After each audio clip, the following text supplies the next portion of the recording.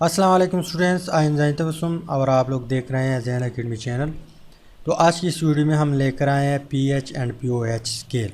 मतलब ये है कि सबसे पहले हम क्या करेंगे, स्केल के ऊपर बात करेंगे कि इस स्केल को किसने प्रपोज किया, किसने जो है इसके ऊपर काम किया हुआ है, इसके अलावा कब प्रपोज किया हुआ है। इसके अलावा ये भी हम डिस्कस करेंगे कि इसको डिज़ाइन किस तरह किया हुआ है। राइट साइड पे जाएंगे तो क्या होगा, लेफ़्ट साइड पे जाएंगे तो क्या होगा। इसके अलावा P H and P O H भी डिफ़ाइन करेंगे और साथ साथ यहाँ पे जो पी है इसका मतलब क्या होगा ये भी, इसके ऊपर भी हम बात करेंगे और लास्ट में दो न्यूमेरिकल भी करेंगे। तो हम स्टार्टिंग लेते हैं कि ये पी एच और पी ओ एच स्केल जो है ये किसने जो है डिस्कवर किया हुआ है या किसने इसको प्रपोज किया हुआ है। तो हमारे पास एक साइंटिस्ट है जिसका नाम है एस.पी.एल. सोरेनसन। इन्होंने 1909 में इस स्केल को प्रपोज किया। क्या किया? 1909 में सोरेनसन ने इस स्केल को प्रपोज किया।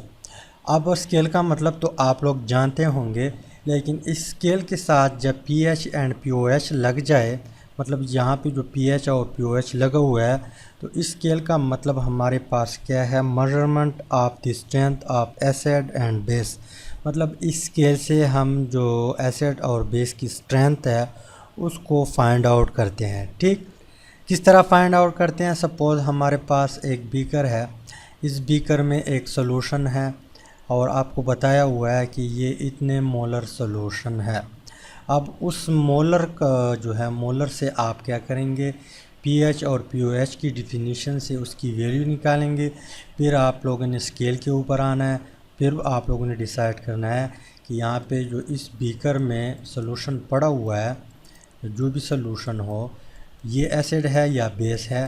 तो जब आप वैल्यू फाइंड आउट करेंगे उसके बाद पता चलेगा कि ये सॉल्यूशन हमारे पास एसिड है या बेस है। ठीक, अब हम स्केल के ऊपर आते हैं कि इस स्केल को कैसे डिज़ाइन किया हुआ है। मतलब ये है कि ये स्केल है किस तरह और इसके ऊपर पीएच की वैल्यू किस तरह लगाई हुई है, इसके अलावा पीओएच की वैल्यू किस तरह है इसके ऊपर। तो हम यहाँ पे डिज़ाइन करते हैं इस स्केल को। तो स्केल जो है कुछ इस तरह डिज़ाइन किया हुआ है। यहाँ पे मैंने इतना खूबसूरत नहीं बनाया, लेकिन आप लोग बुक में चेक करें, वहाँ पे थोड़ा बहुत अच्छा है। लेकिन यहाँ पे मैंने आप लोगों को समझाने के लिए थोड़ा बहुत ड्रा किया है ताकि आप लोगों को समझ आ सके। तो सबसे पहले हम यहाँ पे ये मिडी एरिया जो है यहाँ पे इसको डिस्कस करते हैं। यहाँ पे ये लाइन जो है इसमें यहाँ पे एक मिड पॉइंट है जिसके ऊपर 7 वैल्यू आ चुकी है। ये पॉइंट जो है ये हमारे पास क्या है, न्यूट्रल पॉइंट है। मतलब ये है कि सपोज़ हमारे पास एक बीकर है, उसमें एक सॉल्यूशन प्रेजेंट है। अगर उसकी वैल्यू 7 आ गई तो मान लो कि इस बीकर में फिर न्यूट्रल सॉल्यूशन पड़ा हुआ है। ठीक, ये मिड पॉइंट है, यहाँ पे न्यूट्रल सॉल्यूशन की वैल्यू आएगी। अब 7 से जब इस साइड पे हम जाएंगे 6 5 4 3 2 1 0, तो इसका मतलब ये है कि इस साइड पे जब हम जाते हैं तो एसिडिटी जो है वो इंक्रीज़ होती है। क्या होती है? एसिडिटी इंक्रीज़ होते हैं। और मिड पॉइंट से जब हम इस साइड पे जाएंगे तो इसका मतलब ये है कि एसिडिटी इंक्रीज़ होती है। यहाँ पे जो है मोर बेसिक होगा, यहाँ पे मोर एसिडिक होगा। ठीक, लेकिन यहाँ पे मैंने ऊपर जो है लिखा हुआ है पीएच। जब हम पीएच की वैल्यू निकालेंगे तो जब पीएच की वैल्यू 1 आ जाएगी तो इसका मतलब ये है कि मोर एसिडिक 2 आ जाएगी।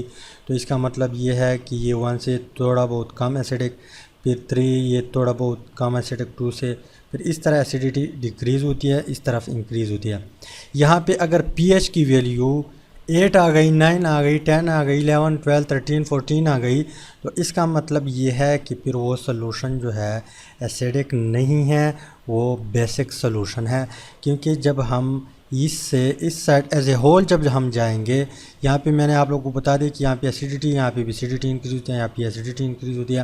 लेकिन एज ए होल जब हम जाते हैं, ये पीएच की स्केल की वैल्यू है, एज ए होल जब जाते हैं तो एसिडिटी आहिस्ता आहिस्ता कम होते होते और यहाँ पे एसिडिटी आहिस्ता आहिस्ता इंक्रीज़ होती जाएगी। इस तरह अगर हम पीओएच की वैल्यू देख लें, अगर पीओएच की वैल्यू 1 आ गई तो इट मीन्स कि यहाँ पे जो सोल्यूशन होगा वो मोर बेसिक होगा। और आहिस्ता आहिस्ता बेसिडिटी डिक्रीज़ होती जाएगी। यहाँ पे मिड पॉइंट आएगा, मिड पॉइंट के ऊपर न्यूट्रल सोल्यूशन होगा और फिर यहाँ पे जब वैल्यू आ जाएगी पीओएच की वैल्यू, यहाँ पे बात कर रहा हूँ पीओएच की, तो फिर बेसिक सोल्यूशन नहीं होगा, वो फिर एसिडिक होगा। क्या होगा? एसिडिक होगा। और इस साइड से जब हम इस साइड की तरफ जाएंगे तो बेसिडिटी डिक्रीज़ होती है आहिस्ता आहिस्ता और एसिडिटी इंक्रीज़ होती है। तो जब हम न्यूमेरिकल करेंगे तो आप लोग को पता चल जाएगा कि जब वैल्यू निकलती है तो आप लोग ख़ुद भी डिसाइड कर सकते हैं कि ये बीकर में जो सोल्यूशन प्रेजेंट है ये एसिडिक है या बेसिक इन नेचर है। अब ये है हमारे पास के, अब हम आते हैं पीएच एंड पीओएच की डिफिनीशन की तरफ। तो पीएच जो है, सबसे पहले हम पीएच की तरफ आते हैं। पीएच जो है इसको हम इस तरह डिफ़ाइन करते हैं, यहाँ पे ज़बानी आप लोग सुन ले कि the negative logarithm of hydrogen concentration is called pH.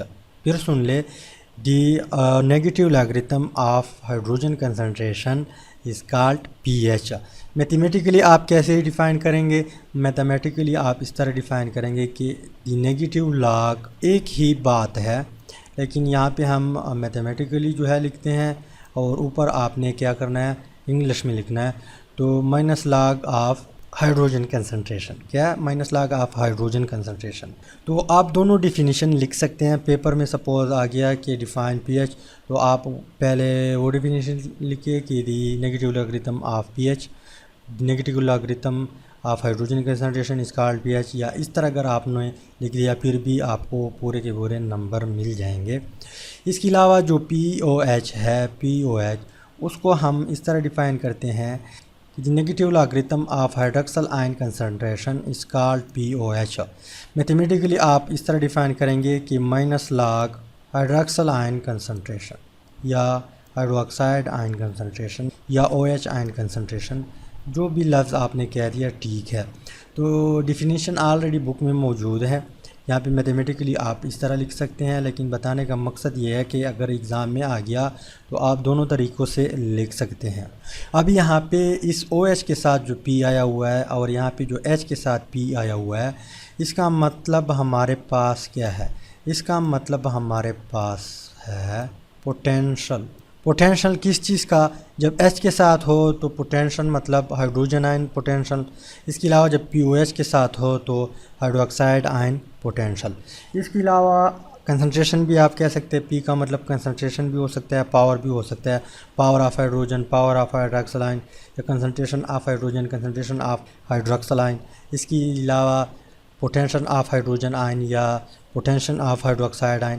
तो P का मतलब हमारे पास क्या है? पोटेंशियल है। अब यहाँ पे इन दोनों डिफिनीशन से हम क्या कर सकते हैं, किसी भी सॉल्यूशन की एसिडिटी और बेसिडिटी मालूम कर सकते हैं। मान लो हमारे पास एक बीकर है, इसमें एक सॉल्यूशन प्रेजेंट है, लेकिन आपको कंफर्म नहीं है कि इसमें कौन सा सॉल्यूशन है, एसिडिक सॉल्यूशन है, बेसिक है या न्यूट्रल सॉल्यूशन है।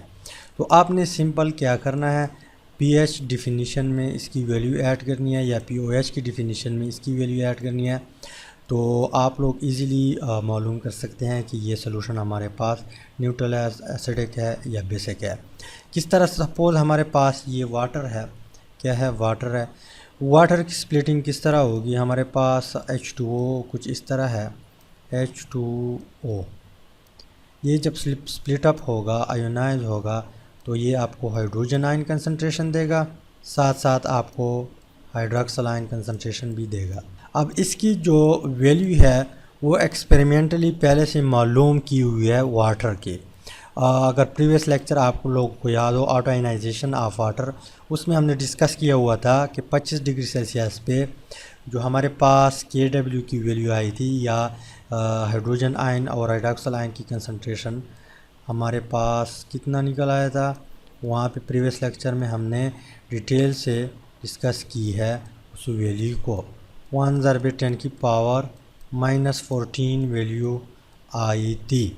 अगर आप लोगों को प्रीवियस लेक्चर याद हो, आप लोगों ने देखा होगा आयनाइजेशन ऑफ वाटर। तो यहाँ पे एक के लिए भी हमने निकाला था, हाइड्रोजन आयन जो है इसकी वैल्यू आई थी 10⁻⁻⁻⁻⁷, और यहाँ पे जो हाइड्रोक्सल आयन है उसकी वैल्यू आई थी 1 ज़रब 10 की पावर -7 दोनों की वैल्यू इतनी आई थी, क्योंकि यहाँ पे अगर आप लोग देख लें -14 है, इसको जब आप हाफ़ करेंगे तो -7 आ जाएगा। तो ये पहले से हमने मालूम की है और हमें पता भी है। अब हम क्या करते हैं, यहाँ पे इस डिफिनीशन में इस वैल्यू को पुट करते हैं। तो pH जो है, pH हम इस तरह डिफ़ाइन करते हैं कि pH is equal to -log of hydrogen ion concentration. अब हाइड्रोजन आयन की कंसनट्रेशन हमारे पास कितनी है, 1 ज़रब 10 की पावर 7 है, -7 है सॉरी। तो pH is equal to -log, यहाँ पे हम कंसनट्रेशन पुट करते हैं, तो 1 ज़रब 10 की पावर -7। मज़ीद हम क्या करेंगे, यहाँ पे जो पावर है इसको ब्रैकेट से इस साइड पे लाएंगे, बाहर लेके आएंगे, तो फिर क्या बनेगा इससे फिर बनेगा कि pH is equal to -log और यहाँ पे ब्रैकेट में -7 और यहाँ पे बच जाएगा log 10, क्योंकि यहाँ पे ये 10 1 के साथ ज़रब खाएगा तो वही 10 आएगा और यहाँ पे हम log के साथ लगा लेंगे। अब हम क्या करते हैं, यहाँ पे pH उसी तरह लिखते हैं और यहाँ पे जो 7 माइनस के साथ ज़रब खाएगा -7 तो +7 बन जाएगा, +7 बन गया। अब log 10 जो है, log 10 हमारे पास इक्वल टू है 1 के, तो ज़रबे या मल्टीप्लाई 1। अब 7 जब 1 के साथ ज़रब खाएगा तो ज़ाहिर सी बात है कि वही 7 आएगा। अब यहाँ पे अगर आप लोग देख ले pH की वैल्यू कितनी आई, 7 आई, तो 7 हम वहाँ पे स्केल में देखते हैं, 7 हमारे पास क्या है, न्यूट्रल पॉइंट है। तो इट मीन्स कि यहाँ पे इस बीकर में जो वाटर प्रेजेंट है ये हमारे पास एक न्यूट्रल सोल्यूशन है। क्या है, न्यूट्रल सोल्यूशन है। इस तरीके से अगर आप लोग POH की मदद से फाइंड आउट करते हैं तो फिर आपने कैसे फाइंड आउट करना है, POH is equal to -log hydroxyl ion concentration. ठीक, अब POH हम एज इट इज़ लिखेंगे इज़ इक्वल टू -log, यहाँ पे OH की वैल्यू कितनी आई थी, 10 की पावर माइनस, यहाँ पे इधर आप लोग देख ले OH की वैल्यू 10 की पावर -7 है। तो यहाँ पे हम इसकी कंसंट्रेशन जो है यहाँ पे वो लगा सकते हैं 1 ज़रब 10 की पावर -7।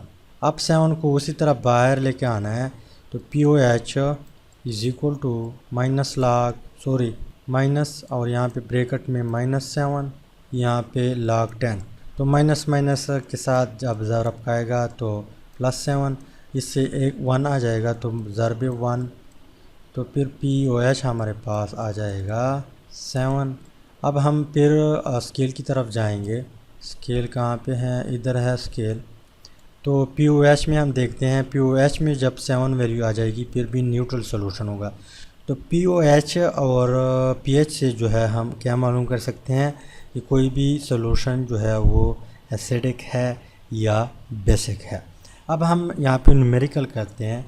मान लो हमें न्यूमेरिकल दिया हुआ है लेकिन आप लोगों को मालूम नहीं है कि ये सोल्यूशन जो है एसिडिक होगा या बेसिक होगा, तो आप इस स्केल की मदद से मालूम कर सकते हैं कि ये जो सोल्यूशन है ये हमारे पास एसिडिक है या बेसिक है। तो न्यूमेरिकल कुछ इस तरह है कि calculate the pH and POH of 0.001 molar solution of nitric acid. हमारे पास एक बीकर है, इसमें नाइट्रिक एसिड प्रेजेंट है और यहाँ पे जो वैल्यू दी है आपको वो 0.001 मोलर है। अब आपने क्या करना है, यहाँ पे pH और POH मालूम करना है। तो कैसे मालूम करेंगे, सबसे पहले आप लोगों ने रिएक्शन जो है उसको करना है, मतलब इसकी जो स्प्लिटिंग होगी वो किस तरह होगी। तो हमारे पास नाइट्रिक एसिड कुछ इस तरह है, HNO3, ये जब स्प्लिटअप होगा तो आपको हाइड्रोजन आयन देगा प्लस आपको NO3 नेगेटिव देगा। अब ये हमारे पास कितने मोलर है, 0.001, ये भी 0.001 और ये भी 0.001। अब आपसे pH और POH मांगा हुआ है, तो आप लोगों ने क्या करना है, यहाँ पे pH की डिफिनीशन तो आप लोगों को याद होगी। अगर याद नहीं है तो आप लोगों ने इसको याद करना है। तो सबसे पहले आपने हाइड्रोजन आयन की कंसंट्रेशन फाइंड आउट करनी है यहाँ पे। तो हाइड्रोजन आयन की कंसंट्रेशन हमारे पास 0.001 यहाँ पे इशारिया है। अब इस वैल्यू को हम इस तरह लिख सकते हैं 10 की पावर -3 लिख सकते हैं। अगर यहाँ पे 0 के बाद 4 हिस्से हो तो -4 लगाए, अगर 5 है तो -5, 6 है तो -6, 7 है तो -7। इसी तरह इशारिया की इस साइड पे जितनी भी हो आपने पहले 10 लगाना है, उसके बाद पावर और यहाँ पे माइनस। तो इस तरह हम लिख सकते हैं। अब हम क्या करते हैं, पीएच की डिफिनीशन तो हमें याद है भाई। पीएच की डिफिनीशन कुछ इस तरह है कि pH is equal to minus log of hydrogen concentration. अब हाइड्रोजन कंसंट्रेशन यहाँ पे कितना है, 10 की पावर -3 है। तो pH is equal to minus log 10 की पावर -3। इसको हम ब्रैकेट में बंद करते हैं। अब हम क्या करते हैं, यहाँ पे जो 3 है इसको हम बाहर लेके आते हैं। तो pH is equal to minus और यहाँ पे ब्रैकेट में -3, यहाँ पे log 10। तो -3 माइनस के साथ जब ज़रब का आएगा तो आपके पास +3 आ जाएगा। तो +3 यहाँ पे log 10, और log 10 जो है वो 1 के बराबर होता है। तो pH is equal to 3 multiply by 1। अब pH इज़ इक्वल टू 3 जब 1 के साथ मल्टीप्लाई होगा तो वही 3 आएगा। तो वही 3 आ गई। अब हम क्या करते हैं, वो स्केल जो था उसके ऊपर जाते हैं। यहाँ पे हमारे पास pH की वैल्यू आ गई 3। तो इट मीन्स कि ये हमारे पास जो है नाइट्रिक एसिड, ये एक स्ट्रांग एसिड है। क्या है, स्ट्रांग एसिड है। अब POH आप लोगों ने फाइंड आउट करना है। क्या फाइंड आउट करना है, POH। तो POH आप लोग इस तरह करें कि जब हम न्यूट्रल सोल्यूशन की मालूम कर रहे थे उस वक्त हमारे पास pH आया था 7 और POH जो है वो भी आया था 7। तो pH POH इसको आपने एक दूसरे में ऐड करना है, जमा करना है, तो आपके पास आंसर आ जाएगी 14। अब इसके बाद क्या करना है, हमसे मांगा हुआ है यहाँ पे POH भी फाइंड आउट करें। तो POH हम कैसे फाइंड आउट करेंगे, हमें pH मालूम हुआ। अब POH हम इजीली मालूम कर सकते हैं। कैसे, हमारे पास यही फार्मूला है। तो हम क्या करेंगे, यहाँ पे POH लगाएंगे। यहाँ पे pH की वैल्यू कितनी आई, 3 आई हुई है, और यहाँ पे pH इज इक्वल टू से इस साइड पे जाएगा तो 14 माइनस pH। अब pH की वैल्यू हमारे पास 3 आई हुई है। POH is equal to 14 minus 3। तो इट मीन्स कि यहाँ पे जो POH की वैल्यू आ जाएगी वो है 11।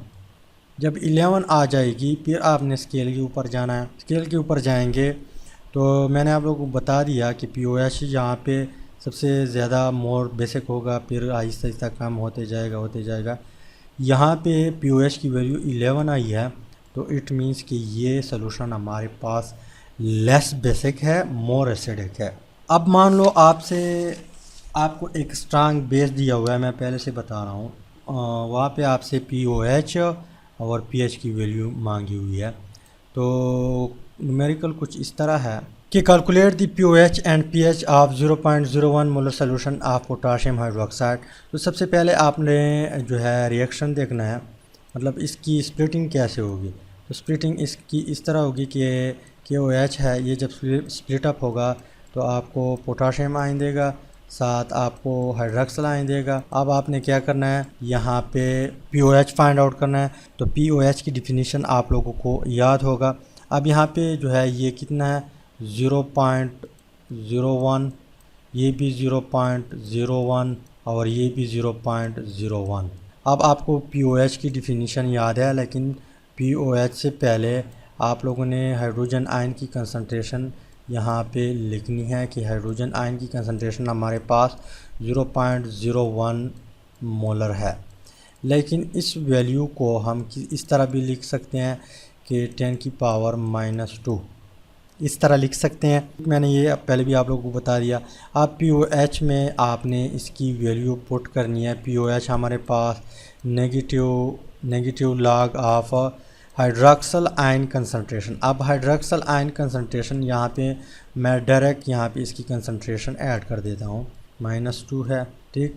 तो -2 बाहर आ जाएगी, POH is equal to -2 sorry minus और ब्रैकेट में -2 और यहाँ पे log 10, तो log 10 1 के बराबर है, ये इसके साथ ज़रब का आएगा तो +2 आ जाएगा। POH इज़ इक्वल टू बन जाएगा +2, इसके साथ ज़रब का आएगा तो +2 log 10 जो है 1 के बराबर है, 1 पे 2 के साथ ज़रब का आएगा तो वही 2 आ जाएगा। तो इट मीन्स कि यहाँ पे हमारे पास POH की वैल्यू 2 आ गई। मतलब ये है कि यह हमारे पास स्ट्रांग बेस है। तो वहाँ पे स्केल के ऊपर भी हम जाते हैं, लेकिन पहले हम क्या करते हैं PH, अब हम PH की वैल्यू कैलकुलेट करते हैं, उसको निकालते हैं। तो PH and POH is equal to 14 है, तो PH आपने इधर ही छोड़ना है, is equal to 14 minus POH। अब POH हमारे पास कितना आया हुआ है, 2 आया हुआ है, तो PH is equal to 14 minus 2, तो PH आपके पास आ जाएगा फाइनली 12। तो हम स्केल के ऊपर आते हैं, POH 2 और PH हमारे पास 12। स्केल हमारे पास कुछ इस तरह है कि जब POH इस साइड पे आ जाएगा तो इट मीन्स कि यहाँ पे स्ट्रांग बेस है, और यहाँ पे PH हमारे पास यहाँ पे 12 आया हुआ है, तो इट मीन्स कि ये फिर भी स्ट्रांग बेस है, क्योंकि इस साइड से जब इस साइड के ऊपर हम जाएंगे तो एसिडिटी डिक्रीज़ होती हैं, इस साइड से जब इस साइड की तरफ हम जाएंगे तो एसिडिटी डिक्रीज़ होती हैं। तो यहाँ पे ये हमारे पास KOH जो है, KOH हमारे पास स्ट्रांग बेस है। तो मतलब ये है कि PH scale, P and POH scale से किसी भी सोल्यूशन का आप पता लगा सकते हैं कि ये हमारे पास एसिडिक है या बेसिक है। उम्मीद करता हूँ वीडियो की समझ आई होगी। अगर समझ आई है वीडियो को लाजमी दोस्तों के साथ शेयर करें। Finally thanks for watching.